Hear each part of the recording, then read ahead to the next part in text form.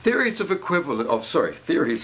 indeterminacy, theories that take that general position, come in two broad flavors. On the one hand, we have theories that accept that translations will never get the exact meaning of the great source text. These are literary theories usually, where we can't really talk about equivalence because there is not one fixed value there to be reproduced, but we could talk about similarity, about getting something similar to it.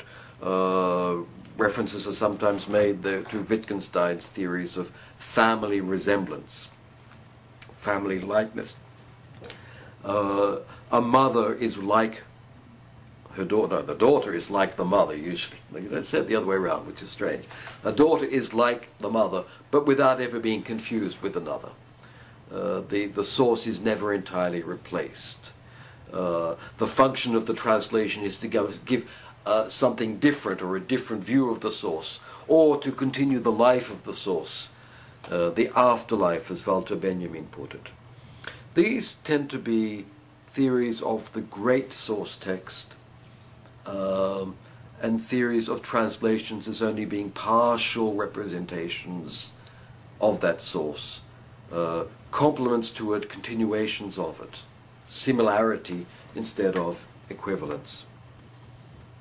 Indeterminacy.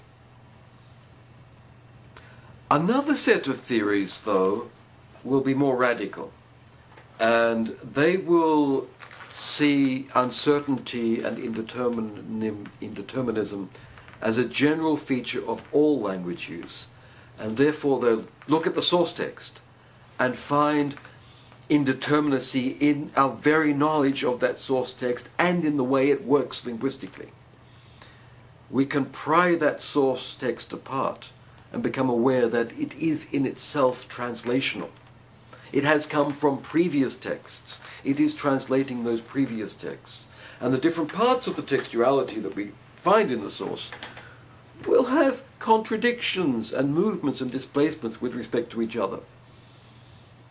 This general approach would be deconstruction, and I think the term should be reserved for that. Deconstruction tends to pry apart the source and show translational relationships working even within the source and being continued in the translations that follow. So we have a generally literary theory of similarity, which respects the source, and then theories of deconstruction which do not have so much respect for the integrity of the source value.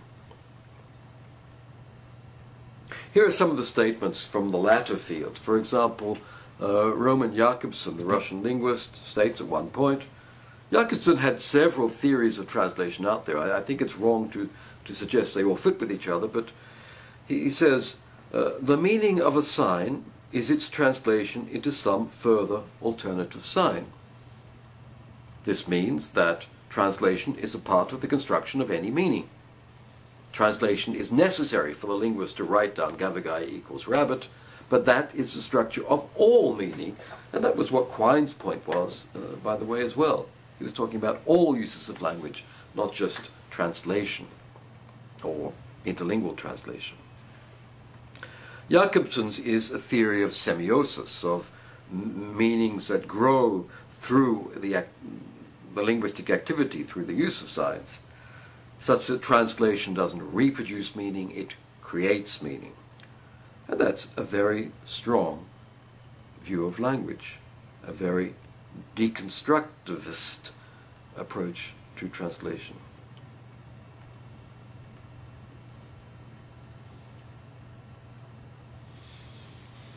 Other theories look for a compatibilist position between them. For example, we find if we analyze how many variants different parts of a text undergo when they're translated often. Perhaps you get a class of students to translate it, and you look at their translations, and you map those points where the most different renditions are given. This is Stuart Campbell's view of network mapping. you find that texts are not the same. Some parts of a text, some key points, some nodes, will give many different variants, and the choices made at those points will have consequences for many things around them. And they would be highly indeterminate in that sense. Whereas other parts of the text, the rather mundane parts, or the technical parts, or the parts where there is great commonality between the cultures, will have very few variants and be not so indeterminate. That kind of analysis makes us, or enables us to make the case that equivalence can exist, or theories of equivalence can have something to say with respect to many parts of a text or many decisions that are made by a translator, whereas degrees of indeterminacy will inform the key points, the key modes, and the key decisions made by translators. I think if we adopt that view, there's no great need to throw up our hands and say, oh, translation is impossible, meaning is impossible, there's doubt everywhere, I'm not sure of the meaning of any language, any bit of language that comes to me, I'm not sure even of what I'm saying, I doubt everything, let's give up. Or let's just criticize all those stupid people who believe in meaning and certainty, etc. I think it's possible to act with a little more intelligence. And people do. People solve the problem of indeterminacy through faith. People translating religious texts, for example, believe it is the word of God, or believe that it is the truth, or believe that some spirit guides their decisions, and that's a way of addressing and perhaps solving the problem of indeterminacy. I don't think it's a way that works for everybody, but good faith is a good thing to have. Others can get out of the problem by developing and applying norms and regulations, legal translation, contracts. How are these done if there's indeterminacy? Well, you draw up the procedures and you apply them, and you be explicit about what you're doing. Others live with indeterminacy. We adopt an experiential approach to what we're doing.